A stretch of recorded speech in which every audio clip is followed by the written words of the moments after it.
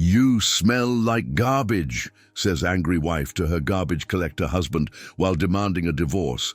But years later, something happens, and she deeply regrets it. Richard was a man of few words and firm actions. He carried the weight of reality on his feet and the calluses of those who expected no ease on his hands. He married Olivia Young, full of plans, even though he had nothing. He believed that love and hard work would be enough. When he realized that dreams didn't pay the bills, he accepted the only job available, street sweeper. It wasn't what he wanted, but it was all there was. Olivia was against it from the start. She said that wasn't a life for a married man, that they deserved more. Richard had no choice. Since then, he stuck to the job. Even though he was the target of sideways glances and low jokes, he never complained. He woke up before sunrise, made simple coffee, and went out to sweep the streets carefully and seriously. Every cent he brought home was a direct result of his dedication. He lived with Olivia and their little daughter Pamela in a modest house. He was practical, careful, and showed love in everyday details, but for Olivia, that was never enough. Olivia was vain, impatient, and always expecting something bigger. Since childhood, she had heard that she deserved more, that love alone wasn't enough without comfort and recognition. Over time, she began to see Richard as a limit, not as a partner. The constant smell from his work, the simplicity with which he accepted the hard life, and the pride he took in his own effort started to bother her. Admiration turned to contempt, affection emptied out. The once warm relationship grew cold. Olivia silently withdrew. His presence no longer brought security, only frustration. Richard remained the same, trying to support the family with what he had, but what he offered was no longer what she wanted. The coldness between them had become part of the routine. Richard came home from work covered in dust, sweat, and the smell that stuck to his clothes after hours of sweeping the streets. He entered with measured steps, left his shoes at the door to avoid dirtying the house, and washed his hands before anything else. But that afternoon, when he pushed the door open with his tired shoulder, he didn't even have time to breathe. Olivia, folding clothes on the couch, looked up with disgust, moved away immediately, and covered her nose with the back of her hand. "You smell like garbage," Olivia said, her voice heavy with contempt. "I can't take it anymore. I don't want to live with someone who brings the street smell into the house." Richard stopped in the middle of the living room, unsure whether to leave the bag of bread on the table or turn and walk back out the door. He stayed silent for a few seconds, staring at the floor. The plastic bag crinkled in his hand, clenched between his calloused fingers. "I just came to bring the bread. For Pamela," he murmured without raising his head. "She can eat bread without the stench of your sweaty uniform," Olivia retorted, moving further away as if his presence was a threat. That moment wasn't a sudden break. It was the final snap of a long-standing crack. Richard knew that look wasn't new. That tone had been dragging on for months, but hearing it aloud like that was something else. That night, he ate alone on the small bench in the utility area, still in his uniform. Olivia didn't eat. She stayed in the bedroom, scrolling through her phone. Pamela ran up to him, smiling, showing a drawing she had made at school. "It's the three of us here," the girl said, pointing at the colorful scribbles. "Me, you, and Mommy. I made it with colored pencils." Richard smiled, holding the paper gently. "It's beautiful, my flower." "Thank you," he said, carefully putting the paper inside his backpack. In the following days, Olivia began acting with surgical coldness. No fights, no open arguments, just action. She separated the documents, called an acquaintance who worked in an office, and scheduled a consultation with a lawyer. She wrote a list of belongings she would take and packed everything in discreet boxes, all done with frightening calm. "I need you to sign this," she said one afternoon, extending a folder with papers. Richard took the documents with heavy hands. He read slowly. It was the divorce petition. He didn't ask why, didn't argue. "Are you going to take Pamela?" he asked quietly. "Of course. She's my daughter too. She needs me. She'll be fine," Olivia replied without looking at him. And so it was. In less than a week, Olivia left. She took Pamela by the hand and 2 suitcases in the trunk of a car parked in front of the house. Richard watched from the doorway, saying nothing. He just nodded when his daughter hugged him tightly. "You'll visit us, right, Daddy?" Pamela asked with wide eyes. "As often as I can, my love," he answered, trying to smile. She waved from the window as the car drove away. Olivia didn't look back. For Olivia, it was liberating. She was convinced she would finally have the life she always wanted. It didn't take long for her to get involved with James, a man who seemed everything Richard was not. He wore polished shoes, dress shirts, talked about investments and trips. He was respected, had his own car, knew how to behave in public, and knew how to impress. Soon, he offered a new apartment so Olivia and Pamela could live in more comfort. She accepted without hesitation. "Here you'll have everything you deserve," James said, showing the view from the balcony. "It's nothing like what I lived before," Olivia replied, smiling with crossed arms. She changed her wardrobe, replaced the furniture, bought expensive perfumes, and started going to places she never thought she would. Pamela was enrolled in a better school, and Olivia worked hard to distance herself as much as possible from the past. Meanwhile, Richard didn't contest anything. He signed all the papers, didn't complain about custody. He kept working now more than before. He took extra shifts, worked overtime whenever possible. He wanted to make sure his daughter lacked nothing. During visits, he kept every note Pamela wrote with colored pencils, every drawing, every keepsake. He had a small cardboard box at the back of the closet where he folded everything carefully, like he was storing pieces of life. One day, a supervisor from public cleaning fell ill, and Richard was appointed to temporarily take over as team leader. At first, he hesitated. "I don't have the education for that," he told the supervisor. "You have discipline. That's more than a lot of people here," the man replied. He took the interim position, organized schedules, redistributed tasks, improved the team's efficiency. Everyone noticed the difference. Kevin, an engineer responsible for a warehouse where Richard now coordinated cleaning, watched attentively. "You're the one who organized all this here?" Kevin asked, pointing at the taskboard. "I just tried to make it clearer, so nobody gets lost on the shift," Richard replied, as simple as always. "You're good at this. You have a knack for people and structure," Kevin commented, writing something in a notebook. Weeks later, Kevin recommended Richard for private cleaning jobs. He started with small offices. "It's only weekends. They pay well," Kevin explained, handing him an address. Richard accepted. Gradually, he began getting called more often, cleaning offices, houses, storage spaces. He was punctual, careful, efficient. Gained clients' trust with the same honest silence he always had.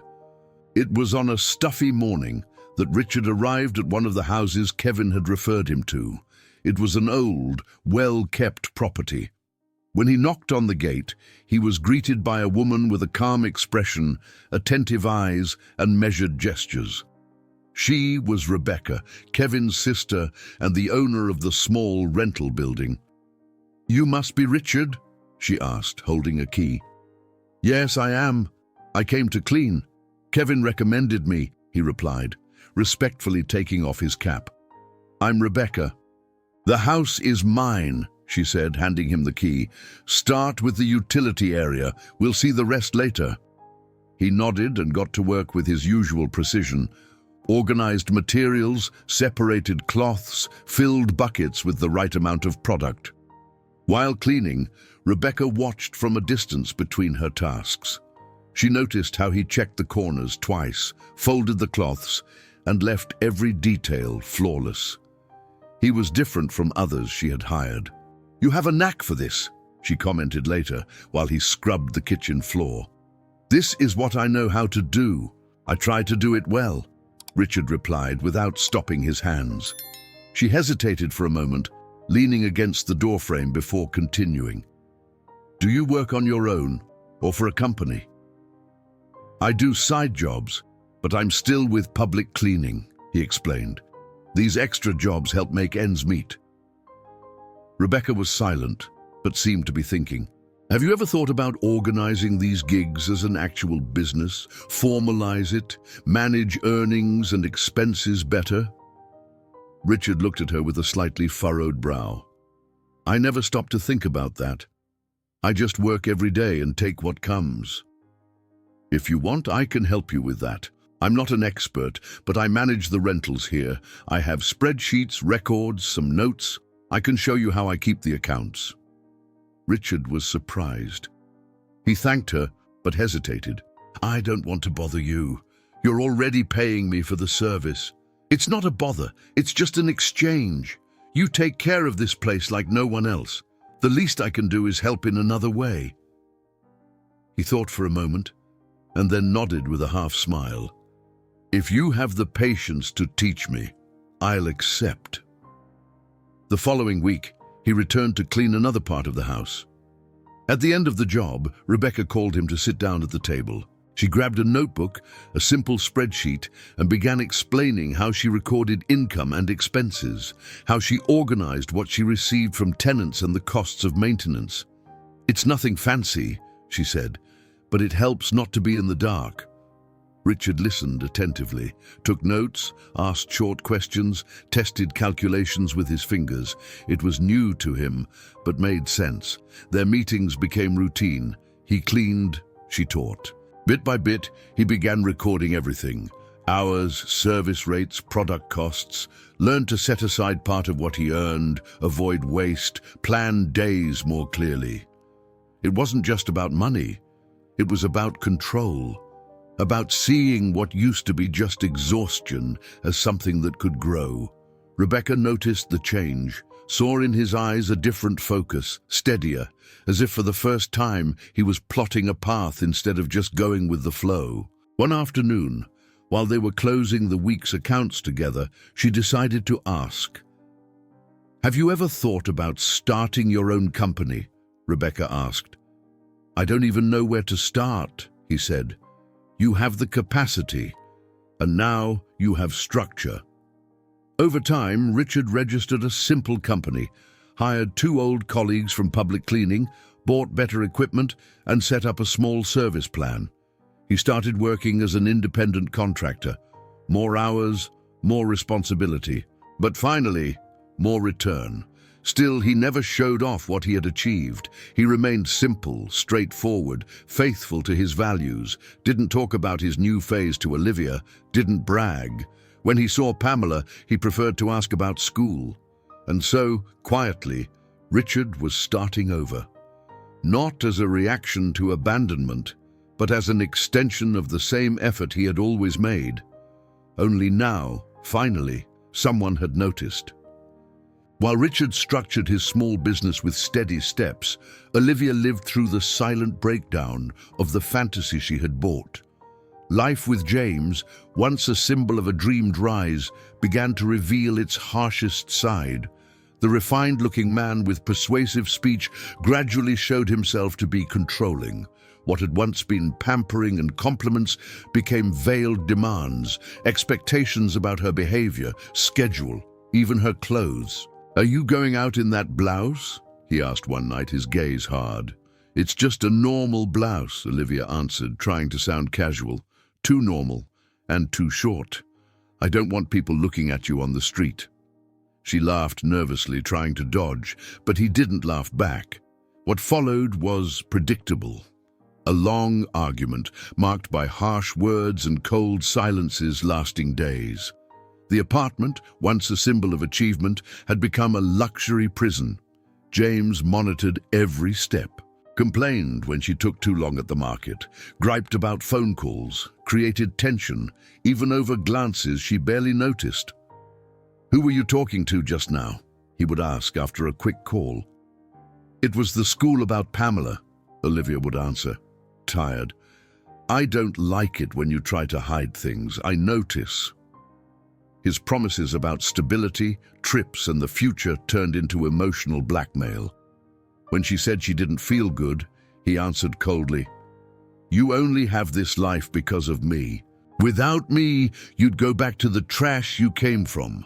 In front of others, James kept a polished image, but behind the apartment walls, he was another man. More than once, Olivia found herself staring at her reflection in the mirror, ashamed, not of her clothes, not of her past, but of where she had ended up. She tried to justify it to herself, thought it was a phase, that he would change, that everything would get better. But the breaking point came publicly, exposed, humiliating. It was late afternoon, and Olivia was waiting for James in front of the building where he worked. They needed to talk about Pamela's overdue school fees. When he showed up, she approached cautiously, trying to avoid conflict. But just mentioning the school payment made his tone change. "You only know how to ask, Olivia. That's all you do. Ask, ask, ask." "I'm asking for my daughter, James. You promised." "I promised too much, huh? Now you think you have the right to demand like you're in charge of something." The argument escalated quickly. He shouted and made aggressive gestures. People stopped to watch. One of his co-workers tried to intervene, but he ignored her. Olivia, flushed with embarrassment, tried to keep her composure. "Please lower your voice," she pleaded, tears welling up. "You lower yours. Or better yet, don't say anything." It was there, under the embarrassed eyes of strangers, that Olivia understood there was nothing left to expect from him. That same day, she packed some clothes in bags, took Pamela by the hand, and left James's apartment. She didn't take furniture or electronics, only the essentials. She moved into a small, rented room at the back of a friend's house, the only place where she found immediate shelter. The problem was that almost everything came from James. Olivia had no independent income. She did some temporary jobs, but never had a steady job. Within days, the money ran out. Bills piled up. Rent for the room, even though low, was overdue. Collection calls came soon after. Pamela, who was always active and resilient, began having constant fevers. "I don't want to go to school today, Mommy," she said weakly. "Do you have pain?" Olivia asked, touching her daughter's forehead. "I'm just tired and cold, even with the blanket." Olivia tried to stay calm, but desperation hit hard. There wasn't enough food, the fridge barely cooled, rent was late. She tried to ask old friends for help, but no one had space or willingness. One stuffy afternoon, with Pamela burning with fever in her arms, she swallowed her pride. She walked to the only place she might still find some kind of support. The house was the same, now with a cleaner, freshly painted facade. Olivia hesitated before knocking. She felt the weight of shame on her back, knocked slowly 3 times. Richard opened the door. His eyes took a second to understand the scene. Olivia, sweaty, disheveled, with the limp daughter in her arms. "She has a fever. I don't know what to do," Olivia said, voice breaking. Richard didn't ask questions. He just made space for them to come in. "Lay her down here on the couch. I'll get a wet cloth." And Buskuk. Within minutes, he was already calling a doctor he knew from the clinic, taking money from his wallet, and ordering a car to take them. He was the one who accompanied the appointment, bought the medicine, and carried the girl back home in his arms. Olivia, sitting in the kitchen, just watched. The silence between them was heavy, but not hostile. She noticed the details: the clean house, the organized cupboards, a small table with papers, contracts, stamps. "You started a company?" she asked, almost in disbelief. "Yes," he answered, dry, focused on preparing soup. "Is it going well?" "Slowly, but steady."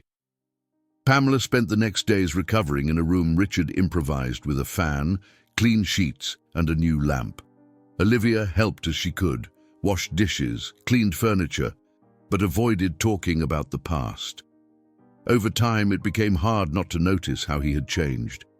He remained quiet, but now had purpose in his gaze. There was rhythm, security. The small staff came to the house in the morning, picked up materials, discussed routes. Richard organized everything in notebooks, calculated, wrote down, handed receipts with signatures. Olivia began cooking more often. One day, she made his favorite dish, set the table carefully, lit a small candle in the center. "I made this for us, like before," she said with a subtle smile. He thanked her, ate, and praised the seasoning. But then he went to sleep. The next day she left a keepsake on his bed, an old photo of the three of them together in a frame he still kept. "I thought you might want it back," she said when he noticed. He held the frame, looked for a few seconds, and carefully placed it inside a drawer. "Thank you," he said. That was all. There was no bitterness in his tone, but there was no opening either. His actions made it clear. That chapter was closed. Now he lived in peace, and there was no room for old wounds. Olivia understood, not with anger, but with a clarity she had never had before. For the first time, she faced the reflection of the choices she had made and, even without knowing how to fix them, accepted reality as it was. Rebecca, noticing Olivia's constant presence in the house, first reacted with reserve. She was never one for quick judgments, but didn't ignore the past between them either. She knew the pain Richard had silently carried for so long, and seeing his ex-wife coming and going often stirred a certain care in Rebecca, not out of jealousy, but out of respect for the journey she had closely followed. Richard, as always, didn't explain much. He just said, "She's going through a tough time. Pamela needs her mother close too." Rebecca respected that, kept her distance, watching from outside. But over time, it became hard not to clearly see Olivia's state. Always wearing the same clothes, her face thinner, eyes dull, and her constant effort to help around the house as a way of showing gratitude. She washed dishes, swept floors, folded Pamela's clothes, all in silence. One morning, while hanging dishcloths on the backyard clothesline, Rebecca approached slowly. "Are you looking for work?" she asked without beating around the bush. Olivia hesitated, turned slowly, surprised by the direct tone. "Yes, anything really. I've looked everywhere," she replied, drying her hands on her apron. Rebecca nodded and pulled her cell phone from her pocket. "There's a small laundromat near my street. The owner told me the other day she needed someone to help with reception and general tasks. It's easy. I can recommend you." Olivia's eyes widened with a mix of hope and shame. "Would you do that for me?" "I would, for you, for Pamela, and for him," Rebecca replied, subtly nodding towards the house. 2 days later, Olivia went to the place Rebecca recommended. The laundromat owner, a pragmatic lady, asked quick questions, observed Olivia carefully and said, "You start tomorrow, just don't be late." It was the first yes Olivia had gotten in months. The job was simple, but required organization and patience, receiving clothes, sorting orders, dealing with customers. At first, she felt out of place, like trying to walk in borrowed shoes. But over time, she got used to it. She smiled more, talked with customers. The owner, strict but fair, quietly praised her. "You're quick. You handle it," she said once, almost annoyed by her own compliment. With the paycheck, Olivia moved back into the small room with Pamela. She felt it was no longer fair to stay in Richard's house, even with all his help. She bought fresh fruit, medicine for her daughter, and even a new dress paid in installments. Bit by bit, she rebuilt her routine with what little she had, but this time with her own effort. Slowly, Olivia regained some control over her life. Nothing grand, just the basics: food, some stability, a place to be useful. She lived with Pamela in the small rented room, and Richard kept the daughter on weekends and some agreed days. No fights, no disputes. Olivia took the girl to school, prepared meals with what she could, helped with homework, and brushed her hair carefully, always asking, "Is everything okay with your dad?" Yes, Mommy, he works a lot, but he always has time for me, Pamela answered, smiling. Meanwhile, Richard's company grew. It was no longer just residential cleaning. Now they offered building maintenance, small repairs, painting, plumbing. He bought a modest house in his name and rented a small space to serve as the company's office. 2 new employees were hired, and he kept everything recorded in the organized notebooks he had learned to make with Rebecca. Pamela, now older, made the decision herself. She said she wanted to live with her dad. It was a calm afternoon, sitting beside her mother. "It's not because I don't like staying with you, okay?" she explained. "But there, I have more space, and Daddy helps me study every day." Olivia took a deep breath, felt her heart tighten, but nodded gently. "I understand, and I'll keep seeing you, okay?" "Promise?" Pamela asked. "I promise." The relationship between Olivia and Richard became respectful. They talked about their daughter, shared commitments, exchanged information about doctors, school, schedules. No tension, no second intentions, just 2 adults who had learned the hard way to do things differently than before. Over time, the relationship between Richard and Rebecca also evolved. Slowly, they started having lunch together more often, especially on Sundays when the company's routine allowed. They would sit in the kitchen and talk about everything: bills, news, memories, small plans. They laughed easily, fell silent comfortably. One day, after washing lunch dishes together, Rebecca dried her hands and said, "Have you noticed we've built something?" Richard didn't answer immediately. He was calmly drying a glass. "I know, and I'm grateful for that." They never announced anything. They just started being more together. Pamela liked Rebecca, naturally calling her aunt. Kevin showed up from time to time, brought tools, asked about the business. He was always smiling, seeing how Richard had changed, so different from the quiet, discreet man he had met years ago in an industrial warehouse. Richard didn't flaunt anything. He remained simple. But there was something new in him: presence. He walked with a different rhythm, a different weight. His silence was no longer defense, it was choice. Years later, on a warm, late semester afternoon, Pamela graduated. She was beautiful, in a neat uniform, her hair tied with a ribbon, a wide smile on her face. The ceremony was modest, but the school was respected. In the audience, Richard sat in the front row with Rebecca beside him. Kevin was just behind, discreetly taking photos with his cell phone.